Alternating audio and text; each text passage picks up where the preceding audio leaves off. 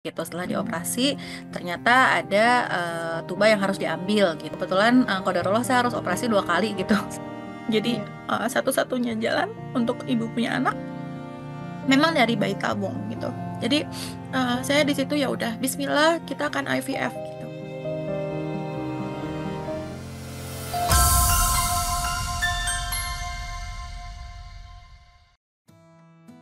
Assalamualaikum, halo semua pejuang tangguh dimanapun Anda berada.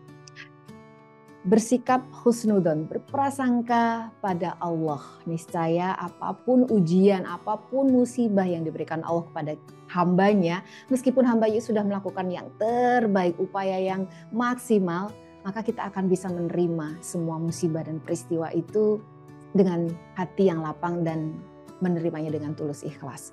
Inilah motivasi yang dimiliki oleh tamu kita hari ini, Laksmi Larastiti. Menanti 6 tahun mungkin tak selama yang dipikirkan orang. Tapi perjuangan untuk memiliki buah hati itu bukan perkara lama atau cepat dikaruniai. Namun semuanya adalah perkara ketahanan dan juga kesabaran. Bagi Laksmi Larastiti, seorang kelas pekerja di Jakarta, ia mengikuti program bayi tabung itu adalah sebuah pertaruhan dan pengorbanan. Tidak hanya waktu, energi, namun juga dana yang besar. Dan ia pernah dalam posisi gagal. Namun ia selalu ingat kata-kata terakhir ayahandanya sebelum meninggal. Kamu akan jadi ibu, nak. Pasti Bapak yakin. Bergulat dengan Jakarta dan hiruk pikuknya, Laksmi Larastiti menerjang semua lika-liku untuk dikaruniai seorang keturunan itu dengan mandiri, tak gentar, dan tegar.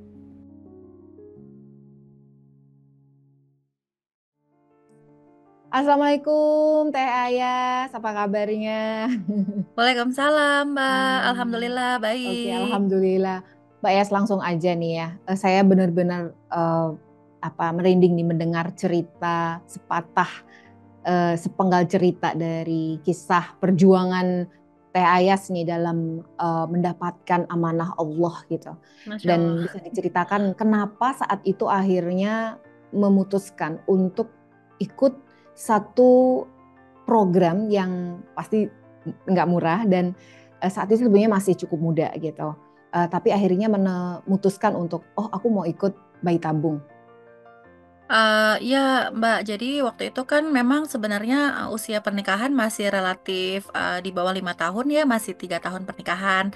Kami beberapa kali ke dokter dan pada saat di kesempatan terakhir di Jakarta, kami ke konsultasi kemudian keputusannya bahwa memang perlu dilakukan usaha-usaha yang lebih serius gitu. Jadi kami sebelumnya sebenarnya sempat coba juga di inseminasi, tapi memang tidak disarankan dan lebih disarankan langsung ke bayi tabung seperti itu karena ada tahap-tahap pemeriksaannya sih Mbak, sudah dilakukan juga sebelumnya gitu. Jadi dalam tahap-tahap pemeriksaan itu mengindikasikan sebaiknya ikut langsung bayi tabung begitu ya, Iya karena waktu itu betul, usianya juga sudah menjelang 30 tahun ya. betul Mbak, Iya. ya. Dan sebagai tentu saja pasutri, fitrahnya itu selalu mendambakan anak ya dalam pernikahannya yang didamba-dambakan, dinanti-nantikan gitu ya. Sehingga bayi tabung adalah salah satu solusi waktu itu ya. Betul Mbak, Oke. sepi rumahnya. biar rame rumahnya ya. Iya. Boleh tahu nggak Mbak Teh Ayas, waktu itu apa saja kendala yang dialami ya? Dan saya mendengar cerita yang saya pun juga merasakan, I can feel it ya, kehilangan dua sayap bagi seorang perempuan pada saat harus atau mendambakan atau menantikan yang ditunggu-tunggu. Tapi untuk menuju ke sana itu justru tidak mungkin secara natural. Boleh diceritakan? Waktu pertama kali disarankan berdasarkan tes-tes yang sudah dilalui, disarankan dokter untuk mengikuti bayi tabung, saya sempat berpikir itu kayak jalan tol ya gitu. Kita bayar tol, jalannya mulus, kemudian oke, kita dapat anak gitu. Tapi ternyata tuh banyak tantangannya gitu ya sepanjang perjalanan gitu. Jadi tidak semudah yang saya bayangkan gitu. Ketika pertama kali saya mau memulai prosesnya, ternyata Saya kemudian dicek di HSG gitu ya. Setelah dilihat ada sumbatan di tuba falopi Mhm. gitu. Nah Mhm. kemudian oke, kita harus operasi dulu nih gitu. Setelah Mhm. dioperasi ternyata ada tuba yang harus diambil gitu. Itu pun Mhm. operasinya nggak cuma sekali nih Mbak gitu. Kebetulan qadarullah saya harus operasi 2 kali gitu. Sampai pada akhirnya Laparoskopinya 2 kali. ya, laparoskopinya harus Mhm. 2 kali gitu. Dan ketika laparoskopi itu saya apa ya, udah ini sih udah tahap pasrah sama Allah gitu, pasrah sama Mhm. dokter. eh saya sampai bilang gitu sebelum saya dibius total sama dokter gitu, saya Mhm. sebelum menutup mata gitu, saya bilang dok, saya minta yang terbaik aja deh gitu, apapun hasilnya gitu ya, Mhm. mudah-mudahan ini bisa menyelamatkan paling tidak kesehatan saya dan ikhtiar saya untuk punya anak gitu. Dan Mhm. benar gitu, ketika saya dibangunkan dari laparoskopi Mhm. itu di apa Mhm. dari biusnya bangun, dokter menghampiri gitu, Bu, alhamdulillah operasinya lancar. Tapi ibu udah Mhm. nggak punya tuba falopi ya bu gitu.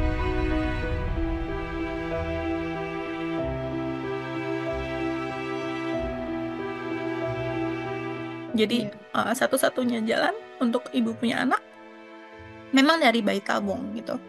Di situ saya percaya gitu ya, Allah udah gariskan ini semua dan pasti ada jalan keluarnya gitu. Jadi saya di situ ya udah Bismillah kita akan IVF gitu. Itu sih Mbak. Jadi apa ya udah gitu, di situ saya tahu faktanya saya tidak bisa punya anak dengan cara normal ya seperti orang lain gitu. Tapi saya percaya gitu setiap masalah itu akan ada solusinya pasti dari Allah gitu. Jadi saya jalankan IVF dengan penuh apa ya, percaya husnuzon gitu sama Allah.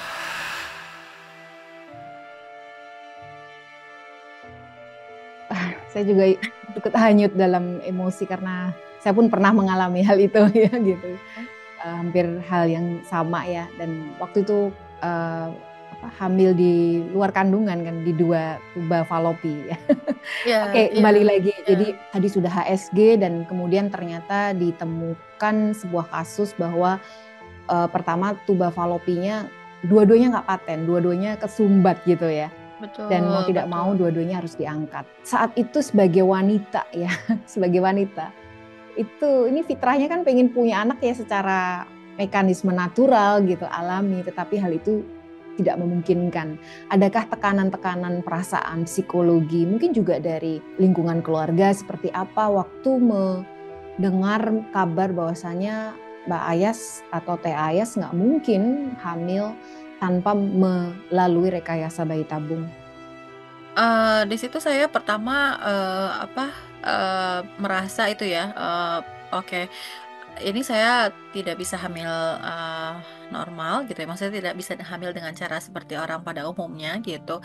Dan sebenarnya memang kan kalau di apa di Indonesia ini gitu ya banyak sekali ramah tamah yang kayak gimana ini nikah umur berapa tahun sih gitu, belum ada ininya ya gitu. Jadi mungkin niatnya menanyakan Iya, kabar ya gitu, tapi kita iya, setelah orangnya pergi 1 jam 2 jam gitu kita kepikiran gitu ya ketika kita iya, iya. menyendiri gitu. Jadi hal-hal seperti itu tuh saya cukup apa ya, kadang-kadang masuk gitu ya ke dalam pikiran dan hati saya juga gitu. Jadi pada saat memang tubanya diangkat dua-duanya, dan itu kan ya proses IVF-nya berjalan juga gitu, dan saya Mhm. sempat berhasil IVF juga tuh Mbak, berhasil di proses yang Mhm. kedua IVF-nya gitu, dan kemudian keguguran gitu. Jadi Mhm. saya sempat kayak berpikir juga. Jadi memang kembali lagi ke yang tadi Mbak Hanum sempat tanyakan ya, IVF itu naik turunnya banyak sekali gitu. Ketika Mhm. kita sudah berhasil tiba-tiba keguguran gitu. Itu Ya. saya drop lagi Mbak gitu kan, Mhm. kita sempet apa namanya, udah kita drop 2 kali pas diambil tubanya, kemudian kita menyemangati diri lagi nih, ayo kita mau ini gitu, AFET gitu. Habis itu berhasil hamil, drop lagi karena keguguran. Itu benar-benar ini sih apa, lama sekali untuk bangkit kembalinya gitu, mengingat Mhm. Mhm. omongan orang juga ya gitu, apa Mhm. namanya, orang-orang tuh mengasihani kita tuh, kita juga jadi kasihan sama diri kita sendiri loh Mbak gitu. Jadi saya tuh ya Allah gitu, kayaknya pengen kok gini banget sih nasib aku Iya, gitu ya. iya, iya. Tapi ya gitu sih Mbak Mhm. gitu. Itu salah satu apa namanya, ya itu tahapan yang dilalui memang Mm-mm, mm. gitu, itu aja Iya, sih. iya. Apalagi mungkin juga, maaf, mungkin saudara Teh Ayas juga sudah ada yang punya anak lebih dari satu, hamil lagi dengar, kita makin tertekan Iya, ya, atau mungkin dari keluarga suami juga gitu ya. Jadi makin kayak dibanding-bandingkan, meskipun sebetulnya itu adalah suatu peristiwa yang natural gitu, tetapi kita jadi merasa semakin tersudutkan dengan peristiwa-peristiwa yang seolah-olah alami itu ya, karena orang menikah pasti punya anak gitu. iya, Dan iya. bagaimana Teh Ayas ya dalam hal ini kan juga kelas pekerja ya, artinya untuk ikut IVF, untuk ikut bayi tabung itu bukan sebuah pertaruhan yang kecil-kecilan, itu pertaruhan yang pengorbanan besar gitu ya, karena juga kita tanda tangan informed consent bahwa kita nggak mungkin menuntut dan sebagainya kan, karena kalau tidak berhasil ya itu ya sudah qadarullah gitu, itu adalah takdir. Kalau dokter selalu mengatakan 99% itu teknologi dan rekayasa manusia, sains itu bisa memastikan gitu. Tetapi yang 1% itu faktor X dan biasanya itu lebih menentukan ya, menempel atau tidaknya embrio. Misalnya dibayangkan itu benar-benar Masya Allah lumayan gitu, dan ya itu ya nggak bisa kembali gitu. Tapi itu juga yang akhirnya membuat saya mempersiapkan diri menjadi menjadi ibu ya mungkin ya gitu. Jadi ibu kan juga harus kuat, harus bisa Betul, mandiri juga betul. gitu ya. Jadi mungkin itu adalah apa ya, kayak probation yang diberikan sama Allah gitu ya, bahwa oke deh kamu belajar mandiri.